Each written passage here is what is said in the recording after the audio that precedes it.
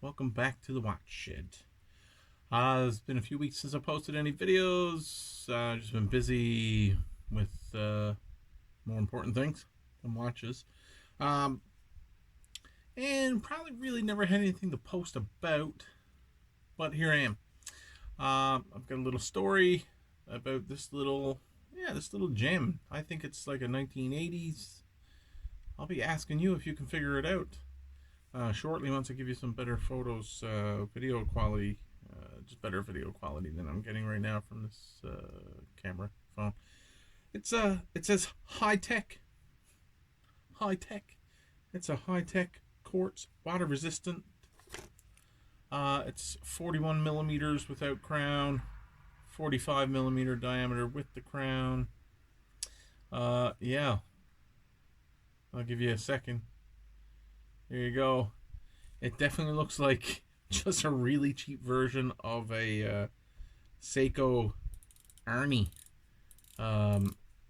So it's got a rotating bezel on it. I think it's 60 click bezel. Check it after. And I'll show you some of the cool details. It's got like a compass bezel, and it is a Annie Digi. See the little digital display there at the bottom at the 6. I'll give you some better. So, story.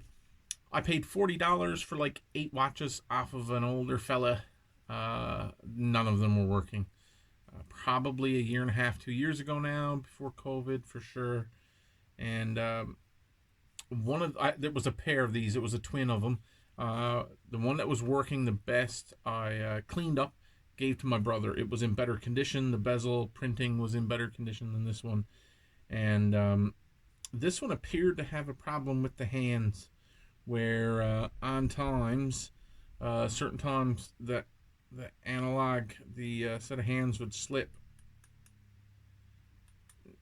And so I took it and I chucked it in a little box I have with some watch supplies, straps and tools and spring bars, stuff like that.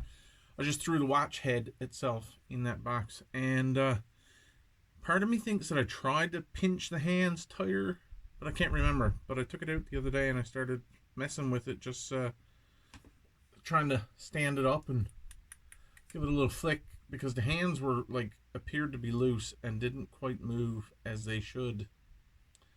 But now it's working. I don't know what to say. Sorry, and by working I mean the hands aren't slipping. So I don't know what's happened to it.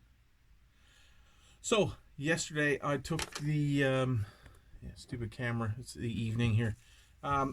Yesterday I took it out of the watch box. I took the case back off and pulled the battery, and I bought a battery today. So let's flip the camera around, take a look at this little gem from the 80s. Pretty sure it's from the 80s. Alright, so what do I have here? The cheapest Chateau batteries from the great Canadian dollar store. Buck or two, or your local Dollarama will get you these fine, high quality 371 1.5 volt batteries. Yeah, not really. So $1 for the batteries. I'm not too stressed about it. And a very ultra cheap case back removal tool. And so this is definitely in the ultra beater category. we're not worried about scratching this thing up too bad.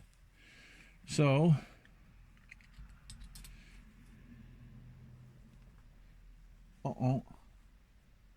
now I know what's happened. I can see what I've done. So what just fell out of the back of it was the seconds hand. Now I remember this story. The seconds hand was loose. I remember that flapping around. So I don't need a seconds hand. This is just a fun beater watch. So the movement is a Miyota TL11. Miyota TL11. That's what it looks like. Japanese Miyota movement. So it wasn't. Maybe it was sort of high tech. It wasn't a horrible movement. So let's get into this and put a battery in this fine piece of 80s technology. And stick around. Bear with me. Here we go. I almost dropped the battery on the shed floor. It would have disappeared. It would have been the end of it for sure. And I'm going to have to cut out and cut back in. Let's see. Okay, so that took me about 5 minutes to get that little plate there. Let's see.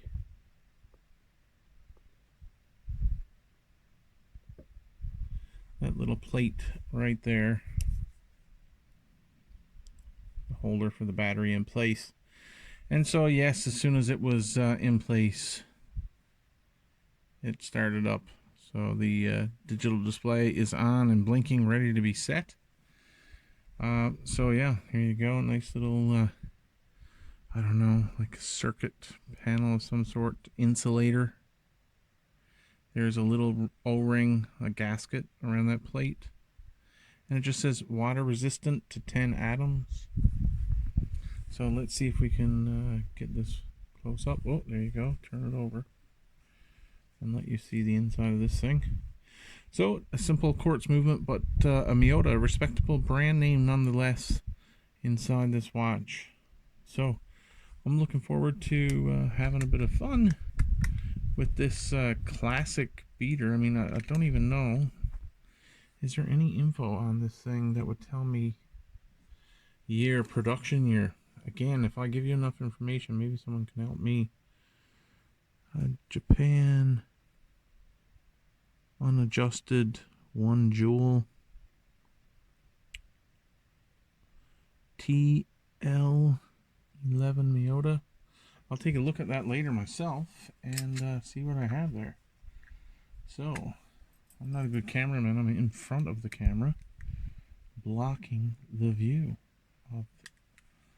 There we go.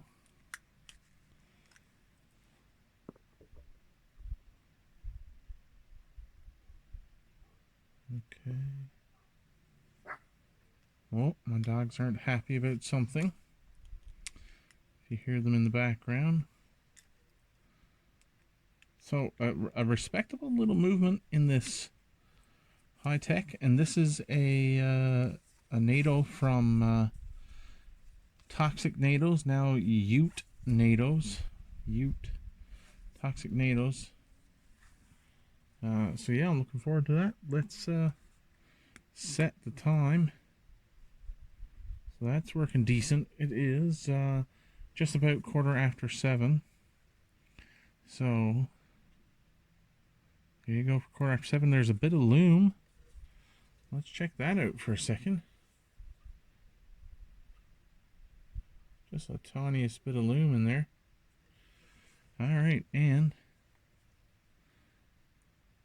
oh yeah, the display, the digital display for your viewing pleasure, toggles through date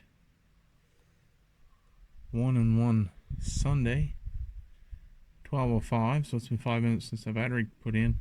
Alarm, a maybe chrono or timer, and the date again. So hold in here, adjust it. Let's go through this. Let's see if I get this right. So today is the 26th. Ha! I spun past, of course I did.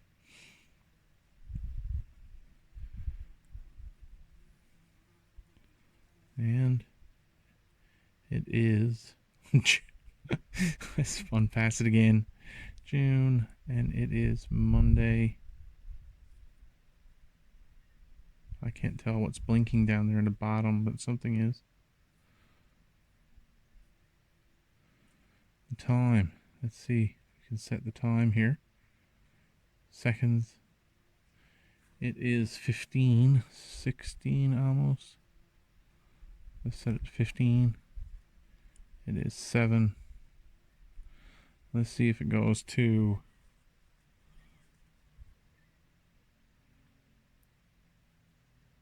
tell if that's AM or PM.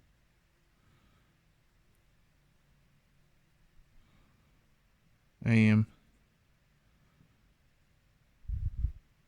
PM. There we go. And that's tiny. Alright. 12-hour display. Or 24. Let's go to 24-hour setup. There we go. Let's do something. 19. There we go. Great. That would have helped me, huh? Alright. There you go. And so the bezel. The bezel's got these little lobes on it. Seem to be, you know, pretty decent for... Nah, let's not lie. It's sort of shitty, actually. A little hard to grip. But it's also got a compass, compass markings on it. And I think it's got a backlight. Let's see if it backlights.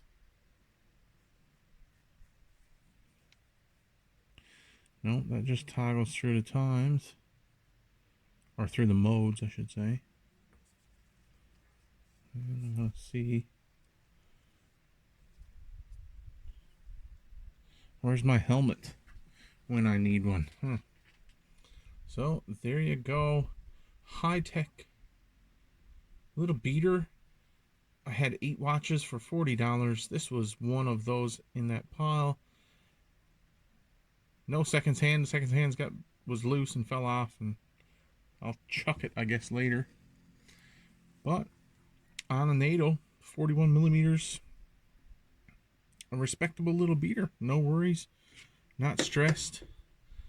I'll put it in the 80s. If you don't agree, tell me, and we'll try to figure it out together. But a quick check on eBay and Google didn't bring back anything, of course. I'm sure it's just some, you know, drugstore, Walmart, off-the-shelf edition. But I do like it because of the Annie Digi Seiko Arnie sort of throwback homage that it's happening here. Alright, there you go. Alright, that's enough out of me. Yeah, that's a fun little watch. I like it. I did check the local classifieds today for anybody selling, you know, just a bag of watches. But couldn't find anything. I'm finding that to be a little fun, just to see the quirky watches, finding somebody. But it's late July. Yard sales are starting to become more popular on the weekends here in Newfoundland. So maybe I need to hit up a few of those yard sales. Anyways, have a good one. See you later.